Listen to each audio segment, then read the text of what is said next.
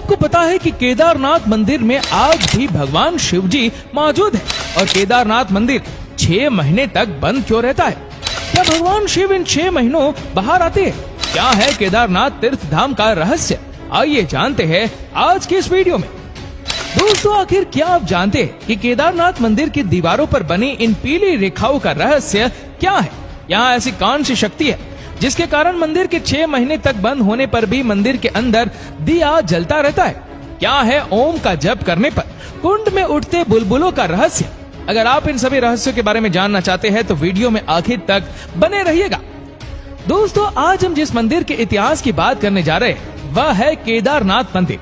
ये मंदिर उत्तराखंड में स्थित है, जिसे बाबा भोलेनाथ का मंदिर कहा जाता है। इस मंदिर के निर्माण की बात की जाए तो कहा जाता है कि मंदिर का निर्माण सबसे पहले पांडवों ने करवाया। इसके बाद 8वीं शताब्दी में आदि गुरु शंकराचार्य ने इस मंदिर का जीर्णोद्धार करवाया, जबकि 10वीं शताब्दी में मंदिर के दोबारा बनवाने या मरम्मत करवाने के पीछे राजा भोज का हाथ है। दरअसल कहा जाता है कि राजा भोज ने 1076 से 1099 में इस मंदिर का पुनः निर्माण करवाया। कुछ विद्वानों का ऐसा मानना है कि राजा भोज ने अपने समय में कई मंदिर बनवाए। उन्हीं में से एक मंदिर है बद्रीनाथ। राजा भोज की बात करें तो उन्होंने मालवा की नगरी धार को अपनी राजधानी बनाकर यहाँ 8वीं शताब्दी तक राज्य किया। इसके अलावा उन्होंने एक नगर भी बसाया जिसका नाम भोजपुर रखा। ये नगर भोपाल के पास है। चलिए एक नजर मंदिर की संरचना पर डाल देते हैं। दोस्तों, आपको बता दें कि ये मंदिर उत्तराखंड का सबसे बड़ा शिव मंदिर कहलाता है और हिंदुओं का सबसे पवित्र स्थल भी। कहा जाता है कि यहाँ स्वयं भगवान शिव का वास है। मंदिर को बड़ी ही अद्भुत तरह से बनाया गया है। मंदिर को बनाने के लिए बड़े बड़े पत्थरों को आपस में जोड़कर एक स्ट्रक्चर जैसा दिया गया है। ये पत्थर भूरे रंग के होते हैं और मंदिर का चबूतरा 6 फुट ऊंचा बना हुआ है, जिसके ऊपर मंदिर बना हुआ है। और इसके अंदर की गुफा के बारे में बात करें तो वो सदियों पुरानी मानी जाती है और गुफा की चारों तरफ 4 खंभे बने हुए हैं। केदारनाथ का ये मंदिर 85 फुट ऊंचा, 187 फुट लंबा और 80 फुट चौड़ा है। इसकी दीवारें 12 फुट मोटी है और बेहद मजबूत पत्थरों से बनाई गई है। ये हैरानी की बात है कि इतने भारी पत्थरों को इतनी ऊंचाई पर लाकर तराश कर कैसे मंदिर की शक्ल दी गई होगी, क्योंकि उस जमाने में ना तो इतनी एडवांस टेक्नोलॉजी हुआ करती थी और ना ही हैवी वेट उठाने वाली भारी मशीनें जिनसे इन पत्थरों को उठाकर एक जगह से दूसरी जगह पर शिफ्ट किया जा सके। केदारनाथ मंदिर ये दर्शाता है कि उस जमाने में भी कलाकारों की कमी नहीं थी और ये मंदिर उस वक्त की कला का एक बेजोड़ नमूना है। आपको बता दें कि पत्थरों को एक दूसरे से जोड़ने के लिए इंटरलॉकिंग तकनीक का इस्तेमाल किया गया है। ये मजबूती और तकनीक ही मंदिर को नदी के बीचों बीच खड़े रखने में कामयाब हुई है। कहा जाता है कि केदारनाथ मंदिर समय समय पर गायब हो जाता है, लेकिन ऐसा क्यों, ये समझने के लिए वीडियो ध्यान से देखेगा। दोस्तों, कहा जाता है कि एक बार केदारनाथ मंदिर पूरे 400 सालों के लिए गायब हो गया था। क्या हुआ, आप भी ये सुनकर हैरान हो गए ना? लेकिन ये सच है।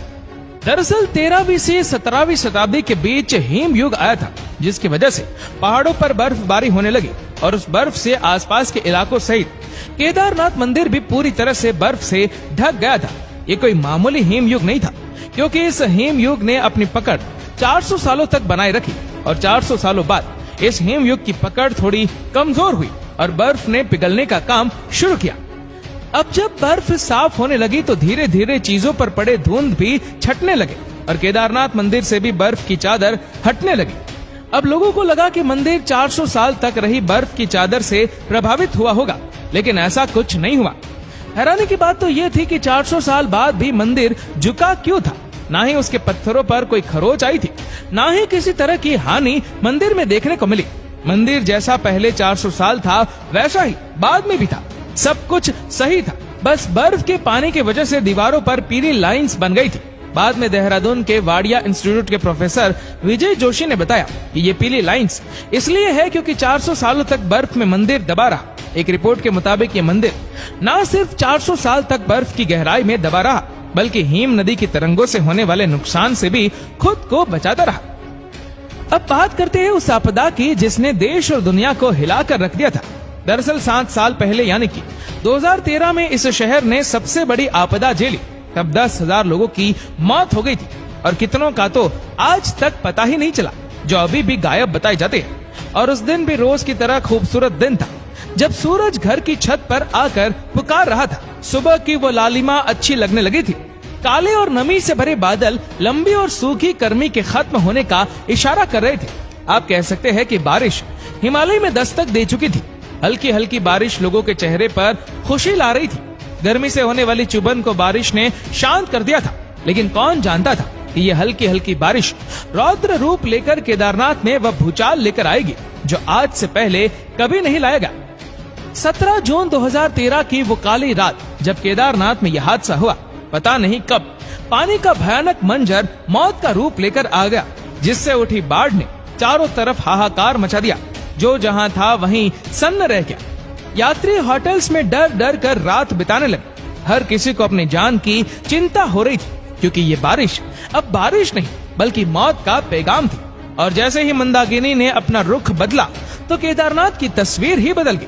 उस आपदा का नतीजा ये हुआ कि पानी के तेज बहाव से पत्थर भी खिसकने लगे और बहाव इतना तेज था कि बड़े बड़े घर, दुकान सब अपने साथ बहा कर ले गए।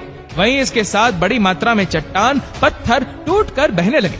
जहां एक तरफ बाढ़ के पानी के सामने जो भी आया वो उसे अपने साथ वहां बहा कर ले जा रहा था, वहीं दूसरी तरफ केदारनाथ मंदिर के पीछे एक बड़ी सी चट्टान आकर फंस गई। उस भयंकर बाढ़ से उस चट्टान ने मंदिर की रक्षा की और बाढ़ के पानी के साथ बहने वाला पूरा मलबा मंदिर के दोनों ओर से बहता रहा, पर मंदिर को कुछ नहीं हुआ। लोगों को तब बहुत डर था कि बहता हुआ पानी एवं मलबा मंदिर को भी साथ में बहा ले जाएगा, किंतु ऐसा नहीं हुआ। उत्तराखंड में आई इस बाढ़ में आसपास के अधिकतर क्षेत्र, स्थानीय लोग, दुकानें, होटल एवं तीर्थ यात्रियों की बड़ी बड़ी संख्या में हानि हुई। उस समय मानो मौत का सैलाब आया हुआ था। इन सब के बावजूद मंदिर के पीछे फंसी हुई चट्टान ने मंदिर को कुछ नहीं होने दिया। लोगों ने मंदिर के अंदर कई घंटों तक आश्रय लिया, जब तक कि भारतीय सेना ने उन्हें सुरक्षित स्थानों तक नहीं पहुंचाया। हालांकि बाद में बचाव दल के द्वारा कई लोगों को बचा लिया गया था, जबकि कई लोग इस आपदा का शिकार हुए। इस भयंकर तबाही में हजारों लोगों की जान चली गई, जबकि कई लोग इस आपदा का शिकार हुए। इस भयंकर तबाही में हजारों लोग लापता भी हो गए।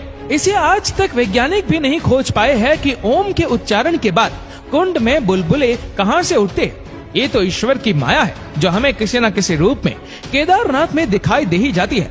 अगर आप भी केदारनाथ दर्शन करने के लिए जा रहे तो याद रखिएगा, जो कोई भी केदारनाथ की यात्रा पर जाता है उसका इस भैरव मंदिर में दर्शन करना जरूरी होता है, और जो भैरव मंदिर के दर्शन नहीं करता उसकी यात्रा कभी पूरी नहीं होती।